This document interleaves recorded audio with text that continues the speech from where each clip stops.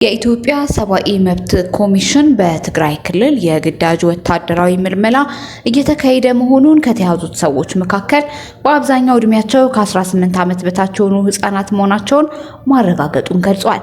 ይህ መግለጫ የወጣው በመቀለ ከተማ ወጣቶች በታጠቁ ሰዎች ሲታፈሱና ነዋሪዎች በተለይም እናቶች ተቃውሟቸውን ሲገልጹ የሚያሳዩ ቪዲዮዎች በማህበራዊ ሚዲያ ከተሰራጩ ማግስት ነው። ምልመላው የተጠናከረው በትግራይ ክልል ምክር ቤት የውሳኔ ሰነድ ወይም የትግራይ ህዝብ ህልውናና ደህንነት ለማረጋገጥ የወጣ አዋጅ ከጸደቀ በኋላ ሲሆን ድርጊቱ ህፃናትን፣ ተፈናቃዮችን፣ የአእምሮ ጤና ህሙማንንና የአብነት ተማሪዎችን ጭምር ያካተተ መሆኑ ተጠቅሷል። ኢሰመኮ በትግራይ ክልል ለግዳጅ ወታደራዊ ምልመላ ከተዳረጉት ውስጥ አብዛኞቹ ከ18 ዓመት በታች ናቸው አለ። የኢትዮጵያ ሰብአዊ መብት ኮሚሽን በትግራይ ክልል እየተካሄደ ባለው ግዳጅ ለወታደራዊ ምልመላ ከሚታፈሱ ሰዎች መካከል አብዛኞቹ ከ18 ዓመት በታች መሆናቸውን ማረጋገጡን ገልጿል። በክልሉ የሚካሄደውን ሰዎችን በግዳጅ ለወታደራዊ ምልመላ ወይም ለጦርነት ማሰማራት ተግባር እንደ ጉልበት ብዝበዛና የጦር ወንጀል ሊቆጠር እንደሚችል አሳስቧል። መንግስታዊው የሰብአዊ መብትም ተቋም ትናንት ቅዳሜ ሰኔ 27 2018 ዓ.ም ባወጣው መግለጫ ይህን ያለው በመቀለ ከተማ ወጣቶች ሲታፈሱና ነዋሪዎች ተቃውሟቸውን ሲገልጹ ያሳያል የተባለ ቪዲዮዎችን በማህበራዊ ሚዲያ በተሰራጨበት ማግስት ነው። በህወሓት ሊቀመንበር ዶክተር ደብረጽዮን ገብረሚካኤል የሚመራው የክልሉ ካቢኔ በመቀለ 05 ቀበሌ ተፈጽሟል የተባለውን ክስተት እንደሚያጣራ መናገሩን ትግራይ ቲቪ ዘግቧል። ኢሰመኮ በቅዳሜ ዕለት መግለጫው ትግራይ ክልል ውስጥ የሚፈጸሙ ድርጊቶች እንዲሁም ክልሉን ግጭቶች የሚያጎራብቱ አካባቢ ወታደራዊ እንቅስቃሴና ግጭት የፈጠራቸውን አሳሳቢ ሰብአዊነት መብት ሁኔታ በቅርበት እየተከታተለ መሆኑን አሳውቋል። ኮሚሽኑ በቀዳሚነት የጠቀሰው በትግራይ ክልል ነዋሪዎች በግዳጅ ወደ ውትድርና ለማሰማራት ውሏል ያለውን የውሳኔ ሰነድ ነው። ኢሰመኮ የውሳኔ ሰነድ በሚል የጠቀሰው የትግራይ ህዝብ ህልውና ደህንነትን ለማረጋገጥ የወጣ አዋጅ የጸደቀው ህዝባዊ ወያነ ሓርነት ትግራይ ወደ ስራ በመለሰው የትግራይ ክልል ምክር ቤት ነው። ካለፈው ሳምንት አንስቶ ተፈጻሚ እንዲሆን ምክር ቤቱ አፈ ጉባኤ በትዕዛዝ የሰጠበት ይህን አዋጅ ከዓለም አቀፉ ተቃውሞ ቀርቦበታል። ኢሰመኮ በትናንት መግለጫው የውሳኔ ሰነዱ የወጣው በፕሪቶሪያ ስምምነትን መሰረት በፈረሰ ምክር ቤት መሆኑን ጠቅሷል። ይህ እርምጃ የዘላቂ ግጭት ማቆም ስምምነትን የሚጥስና የሀገሪቱን ህገ መንግስት የሚጻረር መሆኑን ገልጿል። በዚህ አዋጅ መሰረት የግዳጅ ውትድርና ጥሪን ያልተቀበሉ ነዋሪዎች ላይ የገንዘብ ቅጣት እንደሚጥልም ተቃውሞ የሚያሰሙ ሰዎችን እስከ 25 ዓመት በሚደርስ እስራት እንደሚቀጣ እንዲሁም ህጉ ወደ ኋላ ተመልሶ ጭምር ተግባራዊ እንደሚሆንም ዘርዝሯል። ይህ አዋጅ ከመውጣቱ አስቀድሞ በትግራይ ክልል ወጣቶች በተለይም ህጻናትና ተፈናቃዮችን የአእምሮ ጤና ህሙማንን የመያዝ ተግባር ሲፈጸም እንደነበር ታፍሰው ከተመለሱ ወጣቶች ከቤተሰቦቻቸውና ከተለያዩ ሰነዶች ማረጋገጡን ገልጿል። የኢሰመኮ መግለጫ እንደሚያሳየው ከስደተኛ ካምፖች እና ከጸበል ስፍራዎች ጭምር የተያዙ ሰዎችን ወደ ወታደራዊ ስልጠና ካምፕ እንዲገቡ ተደርገዋል። አዋጁ ከወጣ በኋላ ደግሞ ይህ ተግባር ይበልጥ ተጠናክሮ መቀጠሉን ገልጿል። የአብነት ትምህርት ቤት ተማሪዎች ከአብያተ ክርስቲያናት እንዲሁም በርካታ ሌሎች ሰዎችን ከገበያ ስፍራ ካወጡ ከማዘውተሪያ ማዕከላትና ቤት ለቤት በሚደረግ አሰሳ በማፈስ ወደ ወታደራዊ ተግባር እንዲሰማሩ ተደርገዋል ሲል ከሷል። በተጨማሪ ኮሚሽኑ በግዳጁ ከሚታፈሱ ሰዎች መካከል በአብዛኛው እድሜያቸው ከ18 ዓመታት በታች መሆናቸውን ኢሰመኮ ለማረጋገጥ ችሏል ሲል ግኝቱን ገልጿል።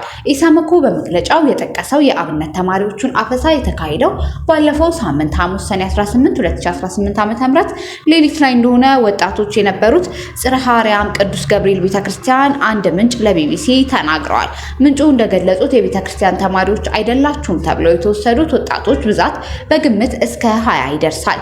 ማንነታቸው ያልታወቁ የታጠቁ ሰዎች አብነት ተማሪዎች የሚያድሩበት ጎጆን በራቸውን እየመቱ ንውጡ እያሉ ወደ ውጭ አውጥተው ሰብስበው ታላላቆቹን መርጠው ወስደዋቸዋል ሲሉ የተፈጠረውን አስረድተዋል። ፊታቸውን በማስክ በሸፈኑ የታጠቁ ሰዎች የተወሰዱ ሰዎች የት እንዳሉ በትክክል እንዳልታወቀም ገልጸዋል። ይሁን እንጂ ተወስደዋል የተባሉት ተማሪዎች ስልክ ደውለው ማሰልጠኛ ካምፕ ውስጥ እንደሚገኙ መናገራቸው ምንጩ አንስተዋል። ስለዚህ ጉዳይ የተጠየቁት የህወሓት ቃል አቀባይ ሚካኤል አስገዶ መረጃው ትክክል አይደለም ሲሉ አስተባብለዋል። ከቢቢሲ አማርኛ የሬዲዮ ፕሮግራም ጋር በነበራቸው ቆይታ አልተካሄደም ነው እያልኩ ያለሁት ቢኖር አወግዛለሁ። እንደ መንግስት እንደ ድርጅትም እንደዚህ አይነት እንቅስቃሴ እንዲደረግ በፍጹም አንፈቅድም ሲሉ ተናግረዋል። አርብ ዕለት አንድ የህዝብ ትራንስፖርት ተሽከርካሪ መቀለ ከተማ ኢላላ መጀመሪያ ደረጃ ትምህርት ቤት ደጃፍ ላይ ቆሞ ከግቢው የሚወጡ ወጣቶች ሲጭን የሚያሳይ ቪዲዮ ተለቋል። ከመኪናው ጀርባ በርቀት በርካታ ሰዎች ቆመው ይታያል። 05 ቀበሌ በተባለው የከተማው ስፍራ ተሽከርካሪ እየተንቀሳቀሰ ባለበት ሰዓት ድርጊቱን የተቃወሙ ነዋሪዎችም መኪናው ላይ ድንጋይ ሲወረውሩ ታይቷል። ሌላ ቪዲዮ ላይ ደግሞ ተቃውሟቸውን እያሰሙ እንደሆነ የገለጹት በርካታ እናቶች እያለቀሱ ሲጓዙ ይታያል። ቢቢሲ እነዚህን ቪዲዮዎች ትክክለኛ በገለልተኝነት ማረጋገጥ አልቻለም። በዚህ ዕለት ክልሉ መገናኛ ብዙሃን በሆነው ትግራይ ቲቪ የቀረቡት ኮሚዩኒኬሽን ጉዳይ ቢሮ ኃላፊ ዶክተር አብርሃም ሀጎስ ስለ እነዚህ ቪዲዮዎችም ተጠይቀዋል። ቪዲዮዎቹ ማህበራዊ ሚዲያ ላይ መመልከታቸውን የገለጹት የኮሚዩኒኬሽን ጉዳይ ቢሮ ኃላፊ ጉዳዩ እንዲጣራ በመንግስት አቅጣጫ መሰጠቱን ተናግረዋል። በዝርዝር ይጣራል፣ ተጣርቶ ለምን እንደዚህ አይነት ሁኔታ ተፈጠረ የሚለው ይታያል ብለዋል። በዚህ ክስተት ውስጥ ተሳትፎ ያደረጉ የመንግስት ወይም የጸጥታ አካላት ካሉ በግልጽ አስተዳደራዊና ህጋዊ እርምጃ እንደሚወሰድም ገልጸዋል። በክልሉ የሰብአዊ መብት ጉዳዮችን የሚከታተለው ቅድሚያ ለሰብአዊ መብት የተባለው ተቋም በበኩሉ የአብነት ተማሪዎችና በቪዲዮዎቹ የታዩት ክስተቶችም አስገዳጅ ወታደራዊ ምልመላ በትልልቅ ከተሞችም የመስፋፋት አዝማሚያ እያሳየ መሆኑን በማንነት ስጋቱን ገልጿል። የድርጅቱ ምክትል ዳይሬክተር መብርሂ ብርሃን እንደሚናገሩት ተቋማቸው ከአንድ ወር በፊት ስለ አስገዳጅ ወታደራዊ ምልመላ ምርመራ ባደረገበት ወቅት ድርጊቱ የሚታየው የወረዳ ከተሞችና ገጠራማ አካባቢዎችን አስታውሰዋል። ይህን ተግባር ያወገዘው የኢትዮጵያ ሰብአዊ መብት ኮሚሽን በበኩሉ ህጻናትና ሌሎችም ለመብቶች ጥሰት ተጋላጭ የሆኑ ሰዎችን በግዳጅ ለወታደራዊ ምልመላ ወይም ለጦርነት ማሰማራት ዓለም አቀፍ ስምምነትን የሚጥስ እንደሆነ ገልጿል። አዋጁም ህገ መንግስታዊ መሰረት የሌለውና ለተደራራቢና ከፍተኛ ለሆነ የሰብአዊ መብት ጥሰት ምክንያት እንደሆነ የተናገሩት ዋና ኮሚሽነሩ በአስቸኳይ ተፈጻሚነቱ እንዲቆምም ጠይቀዋል።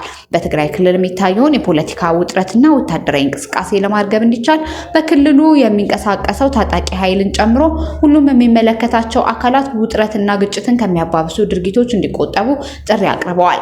ኢሰመኮ በትግራይ ክልል እየተፈጸመ ያለው የግዳጅ ምልመላ ዓለም አቀፍ ህግጋትን፣ የአገሪቱን ህገ መንግስት የሚጻረር እንዲሁም በፕሪቶሪያው የሰላም ስምምነት መሰረት በፈረሰ ምክር ቤት የጸደቀ በመሆኑ ህገ መንግስታዊ መሰረት የሌለው ነው ብሏል።